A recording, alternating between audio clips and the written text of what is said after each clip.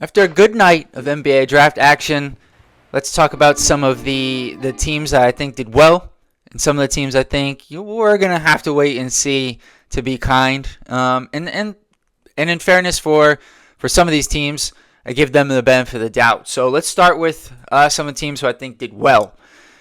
First off, and we're not gonna get to every team, the Dallas Mavericks. They picked Cooper Flag. He's the best player in the draft.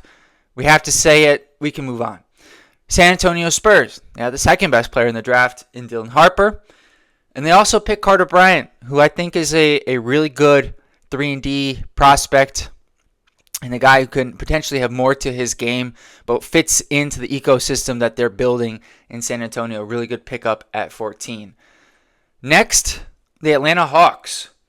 They had one pick, and it ends up being they trade back 10 spots. They still get Asa Newell, who they were considering at 13, and they also get the Pelicans 2026 first rounder unprotected. So we're going to get to the Pelicans in a little bit here, but a really good set of trades here when you combine. Yes, I know Porzingis, is he going to play more than 30 games? Probably not. But you take the flyer, he fits well, so you combine that with what they got in draft night. I think they did really well for themselves, the Hawks here.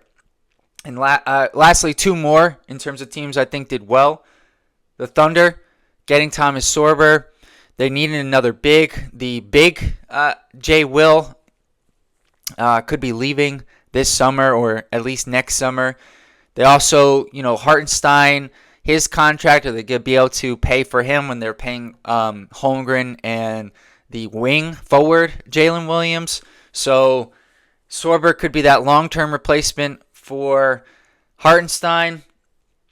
And they trade their 24th pick to the Kings. They pick up a 2027 top 16 protected first, so it could move up to, I guess that would be 7 slots. And if it doesn't, they get 2 future seconds. So it makes sense. There's just not much room on their roster to take another pick. They just move that asset down the line.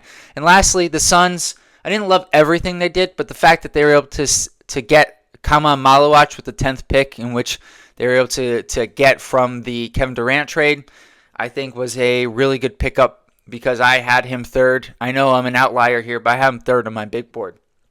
Teams I have questions about. Starting with the team I have the most questions about, which is the New Orleans Pelicans. When they selected Jeremiah Fears, I said, look, I like Fears, but at 7, it's a bit early. It was a bit early. I had him 13th or 14th on my big board. I thought he needed to go to a team where he could have time to develop. And since they traded their 2026 first rounder to the Hawks, they don't have that time. They just don't. They got to be good now. And so, yes, they got Queen with that pick. Another player who I like, but what they had to give up to get him. If they just had the 13th pick and picked Derek Queen, fine. But what they had to give up to get him, I just think poor asset management on the part of Dumars here. And you add insult to injury with the fact that the pick that they used to trade up for him, they had swapped out for the Pacers. They own the Pacers 2026 first, and they swapped that out for this year's Pacers pick. And that decision, unfortunately, in hindsight, also doesn't look well. Now, I'm not going to really be too harsh on that because hard to say that they should have known what would happen with Halliburton, but I just think it's been a little bit of a rough week for the Pelicans. Next up for me is the Grizzlies.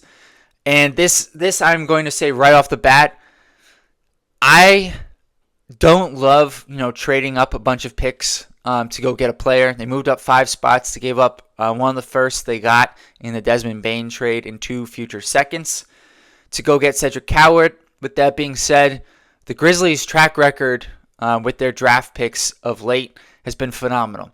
So I can be a little bit critical about them moving up, but I'm not going to be critical about the pick. I'm going to imagine that Cedric Coward's going to be a fantastic NBA player now just because the Grizzlies drafted him. And lastly, the Brooklyn Nets. I think it's interesting because in some ways, I like what the Nets did. In other ways, I don't. And I think a lot of more people are in the they don't like what the Nets did, and that's fair.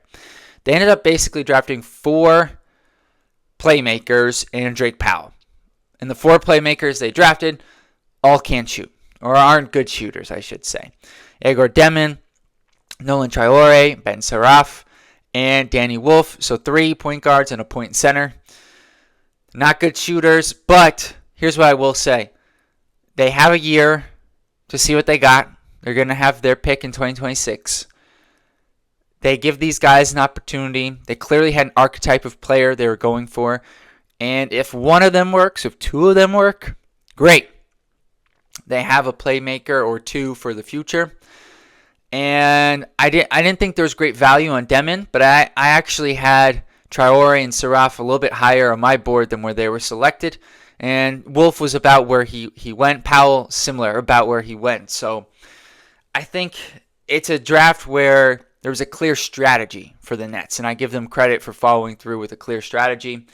And they have a year to develop these guys, so I actually think that makes sense compared to what the Pelicans did. So I'm curious, who are some of the winners and losers in your mind from the first round? Drop it in the comments below. Until next time, peace.